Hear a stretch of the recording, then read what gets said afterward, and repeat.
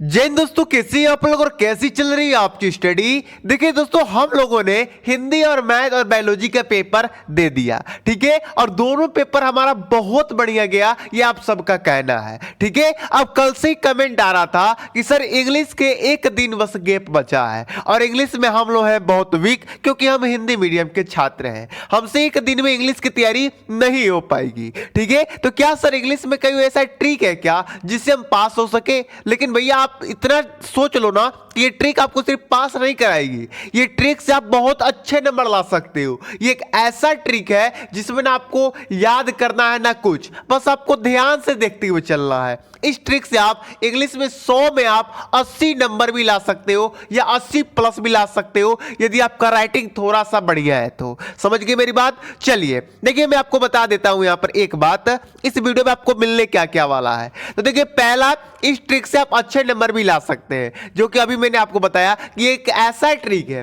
देखिए, इंग्लिश के पेपर इस प्रकार डिजाइन किया जाता है ना, वो जानते हैं जो इंग्लिश का पेपर बनाते हैं कि ये सब हिंदी मीडियम के छात्र हैं, ये ज्यादातर हिंदी पढ़ते हैं, इसलिए इनको इंग्लिश से बहुत ज्यादा दिक्कत होती है। इसलिए वो ऐसे प्रकार का डिजाइन करते हैं कि वो कमजोर से कमजोर छात्र भी उस इंग्लिश पेपर को सॉल्व कर ले। समझ गए मेरी बात? चलिए, आज की ट्रिक देखने के बाद आप एक ही बात कहिएगा, सर एक दिन काफी था इंग्लिश के लिए। समझ गए मेरी बात? चलिए देखिए, दूसरा चीज क्या मिलने वाला है कि इस ट्रिक से आप अपना पूरा कॉपी भर सकते हैं, ठीक है। देखिए, कई ऐसे बच्चे होते हैं जो सोचते हैं कि सर क्या हम पूरा कॉपी भर देंगे तो हमें अच्छा नंबर मिलेगा? तो भैया जरूर मिलेगा अच्छा नंबर, ठीक है। अब देखो क्या होता है, कई बच्चे सोचते हैं कि सर हम बी कॉपी ले लेंगे तो मेरा पेपर बहुत अच्छा चला जाएगा, और सच में अच्छा जाता है बी कॉपी लेने वालों का, ठीक है। तो आप इस ट्रिक से अपने पूरे कॉपी के पूरे पेज भर सकते हैं और बी कॉपी भी ले सकते हैं, ठीक है। ये एक ऐसा ट्रिक होने वाला है, कम से कम 2 या 3 ट्रिक मैं आपको बताऊंगा, ठीक है। बस इनको ध्यान से समझना है। समझ गए? चलिए, तीसरा है कि इस ट्रिक से आप किसी भी प्रकार के प्रश्न कर सकते हैं। किसी भी प्रकार का प्रश्न हो, वो चाहे प्रोज से हो, पोएट्री से हो, सप्लीमेंट्री से हो, चाहे वो अनसीन पैसेज हो, चाहे लेटर हो, चाहे आर्टिकल हो, चाहे कोई चीज हो, आप उस चीज में ये ट्रिक इस्तेमाल कर सकते हैं। समझ गए मेरी बात? चलिए देखिए, आगे यदि आपको विश्वास है कि हाँ सर के कहे हुए से हो सकता है, तो आप जरूर लास्ट तक बने रहिएगा, वीडियो को स्किप करके बिल्कुल आप मत देखिएगा। समझ गए? चलिए ट्रिक 1 पर आते हैं और थोड़ा सा जूम हम आउट करते हैं, 1 मिनट, इतना काफी रहेगा, ठीक है। तो ट्रिक 1 पे आते हैं और ट्रिक 1 में हम सबसे पहले काम करेंगे अनसीन पैसेज के ऊपर, ठीक है। देखिए, ये मेरे 2022 का मेरे पास पेपर है, ठीक है। अब इसी पेपर से हम अनसीन पैसेज जो है इसका, उसको हम ट्रिक्स आपको सॉल्व करके बताने वाले हैं कि कैसे आप अपने पेपर में अनसीन पैसेज को सॉल्व करेंगे। इसके बाद हम देखेंगे कि किसी भी क्वेश्चन आ जाए, सप्लीमेंट्री से आ जाए, ठीक है, या प्रोज से आ जाए, पोएट्री से आ जाए, उनको हम कैसे बना के लिखेंगे जिससे हमें पूरा में पूरा नंबर मिल सकता है, ठीक है। तो चलिए हम सबसे पहले अनसीन पैसेज को देखते हैं, ठीक है। देखिए, यहां पर सेक्शन ए है, सेक्शन ए में ये अनसीन पैसेज दिया हुआ है, ठीक है। ये 2022 का है। देखिए, अनसीन पैसेज भैया कहीं से भी आ सकता है, ये अनसीन होता है, इसलिए आप ना ही बुक से तैयार कर सकते हैं ना ही क्वेश्चन बैंक से तैयार कर सकते हैं, ये कहीं से आ सकता है। और ये आपके पेपर में टोटल 15 नंबर का आता है, तो 15 नंबर बहुत मायने है भैया, इंग्लिश में सबसे ज्यादा नंबर यही देके जाता है। समझ गए मेरी बात? चलिए अब देखिए, यहां पर अब इस पैसेज को आपको पढ़ना नहीं है, ये जो अनसीन पैसेज है इसको आपको पहले पढ़ना नहीं है। अनसीन पैसेज को आप पढ़ने चलोगे तो टाइम आपका बर्बाद होगा, हमें अनसीन पैसेज पढ़ने में टाइम बर्बाद नहीं करना है। हम डायरेक्ट इसके क्वेश्चन पे आएंगे, ठीक है। अब इसके क्वेश्चन को आप क्या करेंगे? पढ़ेंगे, ठीक है। मानता हूं कि आपको इंग्लिश नहीं पढ़ने आता, जिस तरह पढ़ने आता है उस तरह पढ़ो, ठीक है। जैसे यहां पर लिखा है वो हमें नहीं पढ़ने आ रहा है, ठीक है। जैसे मान जाओ वरा डज द परफॉर्मर, ऐसे आप पढ़ रहे हो, ठीक है। ऐसे तो लिखा है where does the performance of a good deed lead to, ठीक है। यदि आपको नहीं पढ़ने आ रहे इसलिए मैंने वैसे पढ़ा, तो कोई बात नहीं। यहां पर ये क्वेश्चन में थोड़ा ज्यादा ही मैंने लकीर खींचा है, इसलिए मैंने क्वेश्चन को यहां पर साफ साफ उतार दिया है। समझ रहे हो? तो यहीं से मैं आपको समझाऊंगा। तो ऐसे आपको क्वेश्चन को पढ़ लेना है, पहला काम यही करना है, आपको अनसीन पैसेज के दिए नीचे क्वेश्चन को पढ़ लेना है।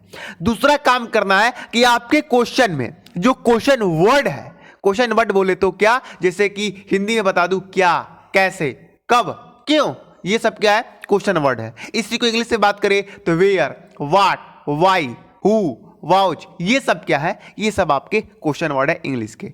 तो देखिए इसमें वेयर आ गया, तो ये क्या भैया, एक क्वेश्चन वर्ड है। तो दूसरा काम आपको करना है कि क्वेश्चन वर्ड के नीचे अंडरलाइन कर लेना है। अब अंडरलाइन क्यों कर रहे हैं भैया, क्योंकि इसको हम आंसर में नहीं लिखेंगे, ये काम करना है, समझ गए। तीसरा काम क्या करना है कि आपके अपने क्वेश्चन में सब्जेक्ट को पहचानना है, यानी कि जो आपको जो मेन वर्ड दिख रहा है उसे पहचानना है। भैया इसमें देखते ही आपको मेन वर्ड यही दिख रहा होगा, द परफॉर्मेंस, समझ गए। तीसरा काम क्या करना है, आपको मेन वर्ड को पहचानना है, या आप इस तरह समझो कि आपके क्वेश्चन में जो सबसे कठिन वर्ड दिखाई दे रहा है या बड़ा दिखाई दे रहा है या सबसे अलग दिखाई दे रहा है, उसके नीचे अंडरलाइन कर लो। अब आप कहोगे सर इसे भी क्वेश्चन में नहीं लिखना है क्या, नहीं नहीं, इसे लिखना है। एक काम करना, क्वेश्चन वर्ड के नीचे अंडरलाइन करके क्वेश्चन वर्ड को ऐसे काट देना, कॉपी में नहीं भैया, क्वेश्चन पेपर में, समझ गए। ये सब काम आपको क्वेश्चन पेपर में ही करना है। एक मिनट, ये सब काम आपको यहां पर क्वेश्चन बैंक में ही करना है, समझ गए। चलिए अब यहां पर देखिए 3 काम कर लिया आपने। अब चौथा काम क्या करना है कि जो आपने ये जो मेन वर्ड को, जो आपने कठिन वर्ड को अंडरलाइन किया है, सबसे पहले आप आंसर लिख के पहले उसे ही आप लिखोगे, समझ गए। ये मैं बता रहा हूं, अभी ये मैंने कैसे लिखा वो सब मैं अभी बताऊंगा, वही लिखना है आपको। उसके बाद आपको चौथा काम करना है कि उसी क्वेश्चन में आपको जो वर्ब दिखाई दे रहा है, वर्ब मतलब जैसे कि इज हुआ, आर हुआ, एम हुआ, वाज हुआ, वेयर हुआ, डू हुआ, डॉज हुआ, ये सब देखना है। तो यहां पर देखिए डॉज दिखाई दे रहा है। अब आपने इस मेन वर्ड को पहले लिखकर फिर इसके बाद इसको लिखना है। देखो यहां पर पहले ये लिखा है, उसके बाद ये लिखा है, लेकिन अपने आपको अपने उत्तर पुस्तिका में पहले ये लिखकर उसके बाद ये लिखना है, और उसके बाद क्वेश्चन वर्ड छोड़ा के क्वेश्चन में जितने भी वर्ड हैं वो सब आपको कॉपी में उतार लेना है। तो ये रहा पहला ट्रिक आपको अनसीन पैसेज सॉल्व करने का। अब आप कहोगे सर ये थोड़ा ज्यादा कठिन है, तो कोई बात नहीं, अब मैं दूसरा ट्रिक बताता हूं इसी का, ठीक है। चलिए अब आपको दूसरा ट्रिक में क्या करना है, वो आपसे एकदम चुटकी बजाते हो जाएगा। क्वेश्चन देख लो, क्वेश्चन में कोई एक मेन वर्ड देख लो, जैसे कि मेन वर्ड एक देख लिया हमने, द परफॉर्मेंस। अब वही आओ अनसीन पैसेज में पढ़ो, कहीं भी अगर द परफॉर्मेंस दिखे तो देखो, तो देखो यहां पर दिख रहा है परफॉर्मेंस, ठीक है। तो अब क्या करो, हमें भैया क्वेश्चन में भी परफॉर्मेंस दिख गया और यहां पर भी दिख गया, तो एक काम करो आप उससे पहले जहां डॉट है, जहां एक बिंदु होता है, वहां से उठाओ और जहां तक बिंदु है वहां तक लिख डालो, बस काम खत्म। ये आपका दूसरा ट्रिक है और इस तरह 100% आपका सही होगा, ठीक है। तो अनसीन पैसेज आप इसलिए इस तरह सॉल्व कर सकते हो। जैसे कि दूसरा क्वेश्चन भी एक मैं करा देता हूं, जैसे आप ये ना कहो कि सर आपने इजी क्वेश्चन ही कराया। जैसे कि ये दूसरा क्वेश्चन है, what does the memory of a good deed do, ठीक है।